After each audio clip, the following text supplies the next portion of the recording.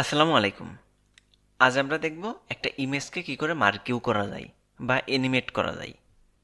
আমরা জানি মার্কিউ ট্যাগ সাধারণত কোনো একটা টেক্সট, কোনো একটা কন্টেন্টকে অ্যানিমেট করে বা স্লাইড করে এক সাইড থেকে আরেক সাইডের দিকে নিয়ে যায়। আজ আমরা দেখব ইমেজকে কিভাবে স্লাইড করা যায়। তো সর্বপ্রথম আমরা একটা ইমেজ ইনসার্ট করে নিলাম। আইএমজি ট্যাগ ব্যবহার করলাম। সোর্সের ভিতর আমাদের এই সেম ফোল্ডারের ভিতরে একটা ইমেজ আছে, একটা ওয়েবপি ইমেজ আছে এবং যেটা হলো একটা গিফ ইমেজ এরকম। আচ্ছা, এটাকে চলেন আমরা ব্যবহার করি। ওকে, এরকম হলো। এখন যদি এটাকে ব্রাউজারে রান করি তাহলে এমন দেখতে পাচ্ছি, মানে একটা গিফ ইমেজ এইখানে আছে। আমরা এখন চাচ্ছি এই ইমেজটা সামনের দিকে যাবে।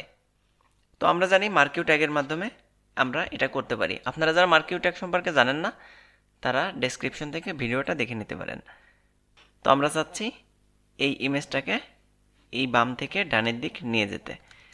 তো সেজন্য কি করব, এই ইমেজটাকে মার্কিউ ট্যাগের মাধ্যমে ঘিরে দেব। মার্কিউ ট্যাগ শুরু করলাম এবং এই ইমেজের পর যে মার্কিউ ট্যাগটা শেষ করলাম।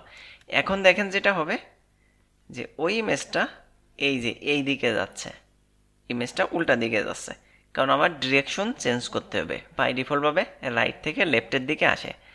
তো ঠিক আছে, এক্ষেত্রে আমরা কি করব, মার্কের ডিরেকশন চেঞ্জ করে দিয়ে বললাম রাইট, অর্থাৎ আগে লেফটের দিকে ছিল এখন রাইটের দিকে যাবে। তো দেখেন এই যে এখন কিন্তু ইমেজটা লেফটের থেকে রাইটের দিকে যাচ্ছে। একটা বিষয় মাথায় রাখবেন, সেটা হলো আমরা ইমেজ, ভিডিও, যে কোনো কন্টেন্টকেই কিন্তু মার্কিউ ট্যাগের মাধ্যমে এরকম স্লাইড করতে পারি। লেফট থেকে রাইট বা আপ থেকে ডাউন অথবা ডাউন থেকে আপ, ইচ্ছা মতো আমরা কিন্তু স্লাইড করতে পারি। তো আশা করি আপনারা বুঝতে পারছেন। যদি কোনো কোশ্চেন থাকে অবশ্যই কমেন্টস করবেন। আল্লাহ হাফেজ।